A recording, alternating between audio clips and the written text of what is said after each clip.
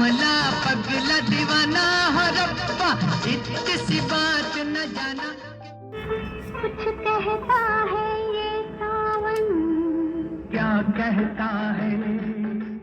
Hindi cinema का वो दौर सुनहरा था और उस दौर के लोगों का दिल भी वैसा ही था। आज आपके एक उस जमाने का एक मशहूर किस्सा सुनाता हूँ जिसको सुनकर आप कहेंगे क्या बात है। नमस्कार, मैं हूँ अर्जुन और आप देख रहे हैं सिनेमा 70mm।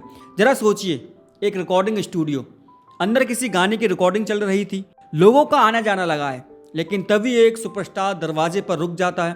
उसकी नज़रें अंदर जाती हैं और वो अचानक ऐसा काम करता है कि सब लोग हैरान रह जाते हैं।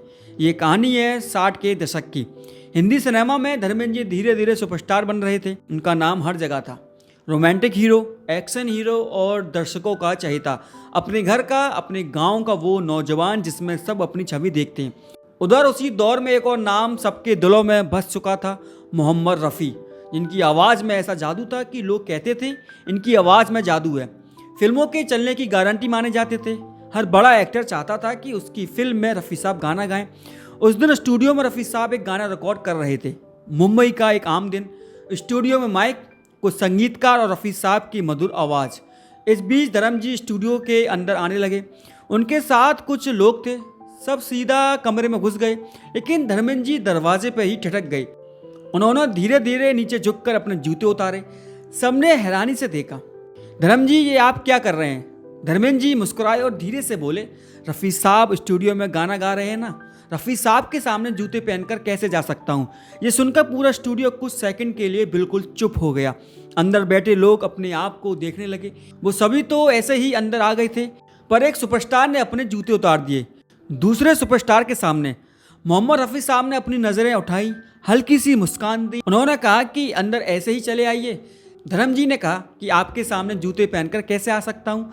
उस पल सबको लगा ये सिर्फ एक गायक और एक अभिनेता नहीं है, ये दो इंसान खड़े हैं, एक अपनी कला में बेमिसाल और दूसरा उस कला को अदब के साथ सलाम करता हुआ। धर्मेंद्र जी हमेशा मानते हैं कि रफ़ी साहब सिर्फ गायक नहीं बल्कि इंसानियत की मिसाल है।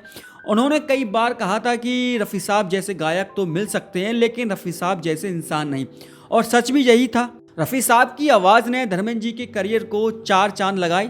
सोचिए, हुई शाम उनका ख्याल आ गया।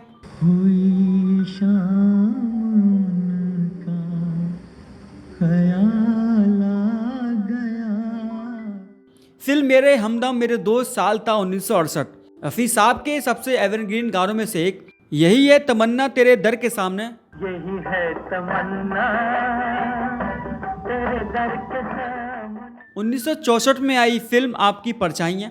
1969 में आई फिल्म प्यार ही प्यार का गाना देखा है तेरी आंखों में। है तेरी आंखों में प्यार ही प्यार। 1975 की फिल्म प्रतिज्ञा का बहुत ही मशहूर गाना मैं जट जमला पगला दीवाना। जट यमला पगला दीवाना हो रब्बा, इतनी सी बात न जाना।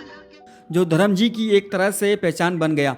आज भी ये गाना, उसमें रफ़ी साहब की आवाज़ और धर्मेंद्र जी का वो आइकॉनिक डांस स्टेप आज भी बड़ा मशहूर है। कुछ कहता है ये सावन, कहता है ये सावन, क्या कहता है।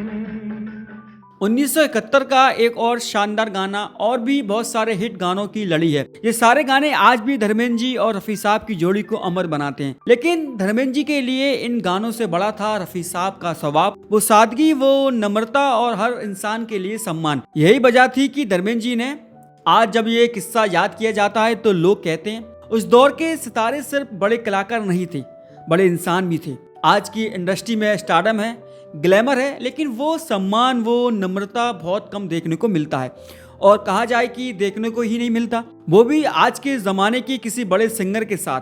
बहुत से ऐसे किस्से मशहूर हैं। तो दोस्तों, सवाल आपसे है, क्या आज के स्टार अपने सीनियर्स को इतना सम्मान देते हैं? क्या आज भी किसी कलाकार को उतनी मोहब्बत से याद किया जाता है जितना रफ़ी साहब को? और आज का सुपरस्टार किसी बड़े गायक को इतना सम्मान दे सकता है? अगर आपको ये वीडियो पसंद आया हो तो वीडियो को लाइक करिए, कमेंट करिए और सिनेमा 70mm को सब्सक्राइब जरूर कीजिए और देखते रहिए सिनेमा 70mm, क्योंकि हम कहानियां दिल से कहते हैं।